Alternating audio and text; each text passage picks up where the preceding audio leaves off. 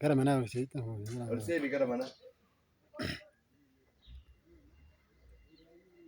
Ifa mana matu karar rawan jerufani.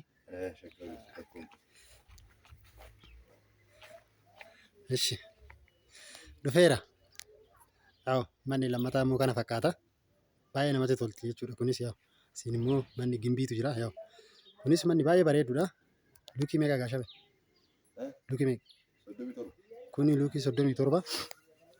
Naannuma tokko yaa'u garuu baay'ee kun immoo gara magaalaatti dhiyaata. Yaa'u mannis safarris baay'ee tamachiifamuu ta'e jechuudha.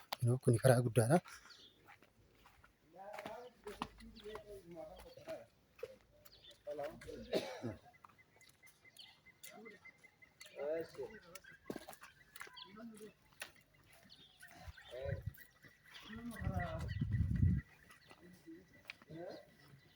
Kana fakkaata jechuudha. Kanaaf yaa'u laaltanii dhiisuu qofa bichaa odoo hin taane gara keessanitti zoorfadha. Bitadha jechuudha. Gatiin isaatis yaa'u baay'ee miidiyeemii kan ta'edha.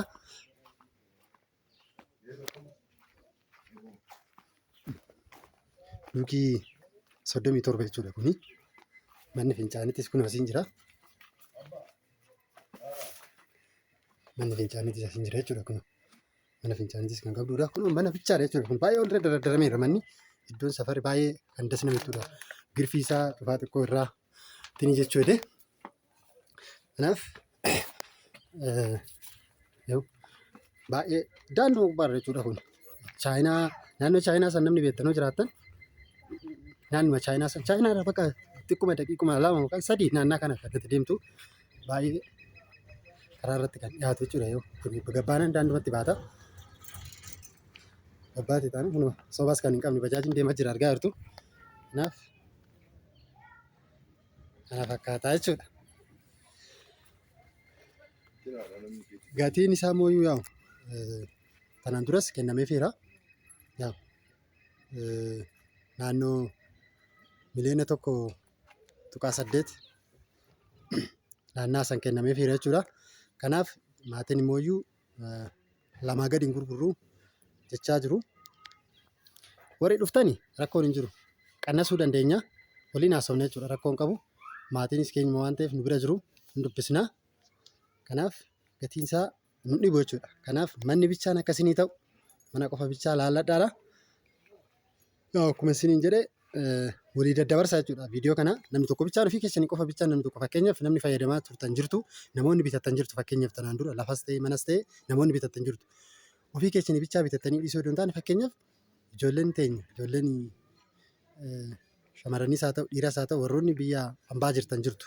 Fakkeenyaaf isaan sun akka bitatanii fayyadaman maatii keenya isaanis obboleewwan keenya waan ta'eef akka bitataniif sheer olii godhaa kompliit olii godhaatii walii daddabarsaa isiniin jedha. Kanaaf immoo viidiyoo biraatiin illee walii deebuu dandeenya rakkoon qabu.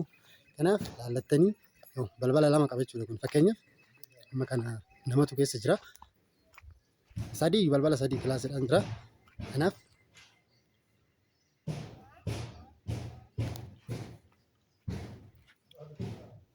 kana fakkaataa jechuudha.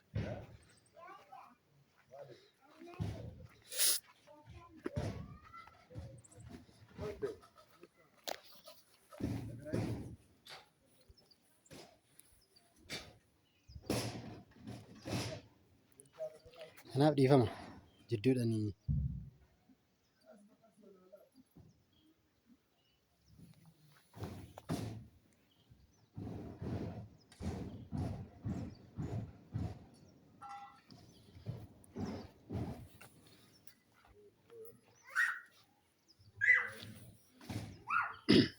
kaasuu har'a ganama maal fiddee dhuftee baay'ee namatti tolaa jettanii warri na eebbistanis jirtu. Yaa'u akka nan abaarre immoo abdiin qaba. Na eebbistu hundi keessan. Tanaan duras na eebbisaa turte waan ta'eef. Kanaaf karaatti gadi baata jechuudha. Akka nu zalaaquma ofii keessa sirreeffattee kaaree 200